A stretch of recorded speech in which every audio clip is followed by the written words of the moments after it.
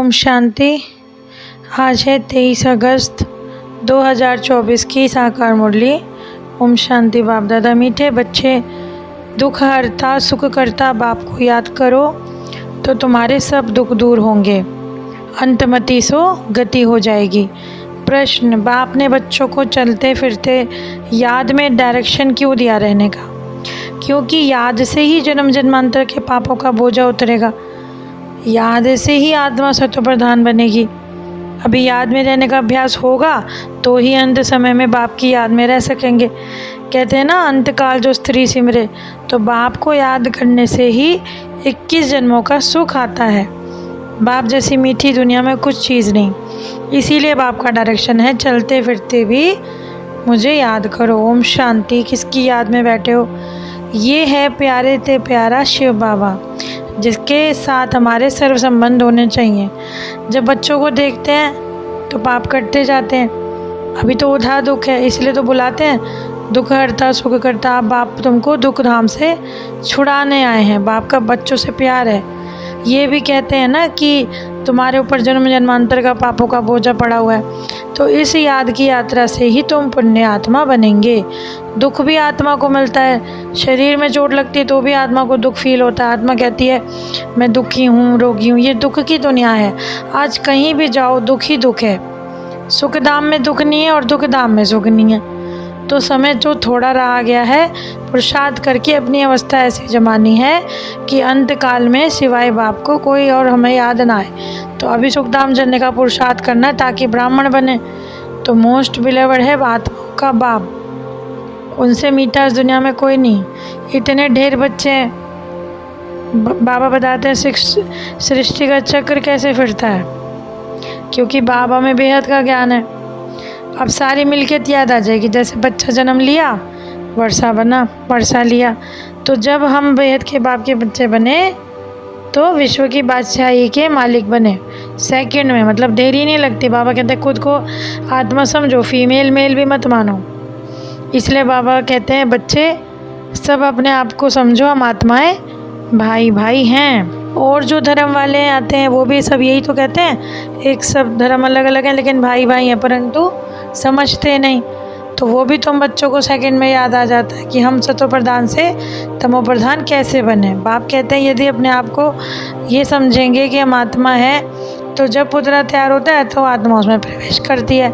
अभी तो रावण राज्य है, जब वहाँ बूढ़े होते हैं तो वहाँ दुख की बात नहीं, आराम से शरीर छोड़ देते हैं। लेकिन कलयुग में अभी है दुख धाम। अब बाबा का जो हमारे प्रति डायरेक्शन है कि भले ही गृहस्थ व्यवहार में रहो, अपने बच्चों को भी संभालो, लेकिन याद मुझ बाप को करो। गुरु गोसाई छोड़ो, मैं तो सब गुरुओं में सबसे बड़ा हूँ ना। क्या ब्रह्मा विष्णु शंकर को पतित पावन नहीं कह सकते? देवताओं को भी नहीं कह सकते? अभी क्योंकि बच्चे जो है गंगा को पतित पावनी मानते आए, बरसात आती है तो फ्लड आ जाती है। अभी तो देखो जानवरों को भी दुख है, सभी को दुख है। ये ड्रामा ही ऐसा है। भक्ति में भी तो कहते हैं बाबा जब आएंगे तो आपके ही बनेंगे। तो वही बताते हैं कि आगे चलकर तुम क्या जानते थे कि सृष्टि का चक्र इतने साल का होता है। अस्वास्तिका में पूरे 4 भाग दिखाते हैं।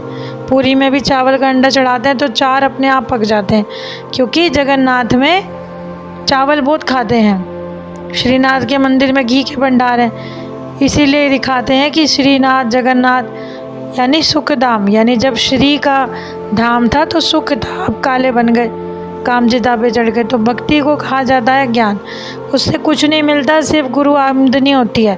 मतलब गुरु लोग अपने पैसे कमा लेते हैं। ये कहेंगे ये तो हमारा चेला है। अभी सब है जिस्मानी, सब जन्म लेकर मृत्यु को प्राप्त होते हैं। अभी तुम्हारे साथ तो है विचित्र बाप। कहते हैं ना सुख धाम ले जाने के लिए गौमुख लेते हैं, तो पहाड़ से पानी थोड़ी आएगा। यहाँ तो गौमुख का मतलब ब्रह्मा बाबा का मुख लेते हैं। तो पतित पावन तो मैं ही हूँ, इसलिए है आत्मा याद करो। अब 63 जन्मों का हिसाब किताब है। यदि जैसे धीरे धीरे अभी राहु की दशा बैठी हुई है तो बच्चे शाम से सुंदर धीरे धीरे बन रहे हैं। इसलिए कहते हैं ना सचमुच काला बना दिया कामचिता ने, परंतु मनुष्यों की बुद्धि अब चल नहीं रही, एक दूसरे को काला करने का पुरुषार्थ करते हैं उल्टा। अब ये ज्ञान सुनकर तुम अभी ही पुरुषार्थ करते हो, बाद में तो ये लोप हो जाता है। तुम्हारा ये ज्ञान बाण है, ये ज्ञान कटारी है। फिर मनुष्यों के हाथों में हथियार दे दिया। अब कितना भटकते रहे। अब जब पैसे इकट्ठे हो गए तो मंदिर बना दिया। एक सिंध देवी में मंदिर था। ब्राह्मण बोला काली ने हमें आवाज़ दिया है, हमें मंदिर बनाना है। तो बाबा कहते हैं बच्चे नर से नारायण बनने का पुरुषार्थ करो। अभी तुमने कितनी कथाएं सुनी हैं, इन आँखों से ना ईविल देखो ना सुनो। अब राजा ही पाने के लिए पुरुषार्थ करो 21 जन्म के लिए। तो जहाँ विश्व में तुम राज्य करते हो वो कितना सुंदर बगीचा है। अभी तो देखो कांटों का जंगल बन गया है। काम महाशत्रु है, इससे दुख मिलता है।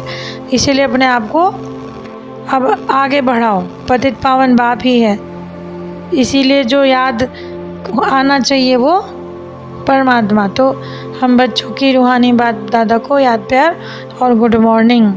रूहानी बाप को रूहानी बच्चों की नमस्ते।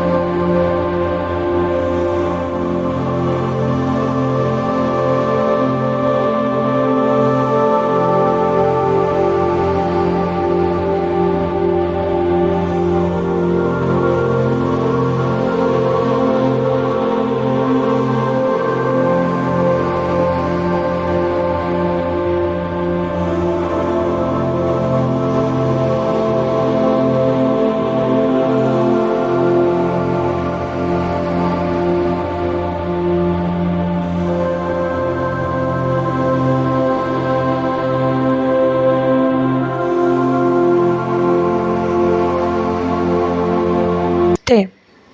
धारणा के लिए मुख्य सार है, इन आँखों से ना बुरा देखना है ना सुनना है। तो बाप ने जो ज्ञान का तीसरा नेत्र दिया उससे सिविल नेत्र से देखना है। सतो प्रधान बनने का पूर्ण पुरुषार्थ करना है। गृहस्थ व्यवहार को संभालते हुए भी अपने बाप को याद करना है। अवस्था ऐसी बनानी है जो अंतकाल में बाप के सिवाय कुछ भी याद ना आए।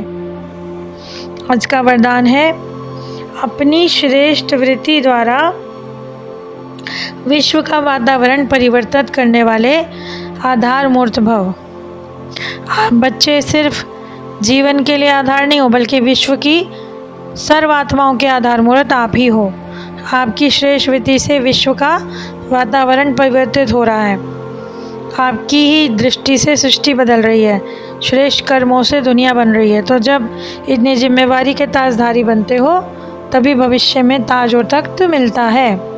आज का स्लोगन है, सर्वशक्तिवान बाप को अपना साथी बना लो तो कोई विघ्न आपको रोक नहीं सकता। बाबा कहते हैं, जब सर्वशक्तिवान बाप आपके साथ है तो कोई विघ्न आपके साथ नहीं रह सकता। तो आज जीवन जीने की कला जो है हमारी मुरली अनुसार कि अब अपने आप को हमें क्या करना है, दुख हरता सुख करता बाप को याद करते करते अपनी कर्मातीत अवस्था तक जाना है। जिस बाप को याद करते आए पतित पावन आओ, तो अभी उससे मिले हैं तो उसी को चलते फिरते याद करके अपनी अवस्था जमानी है।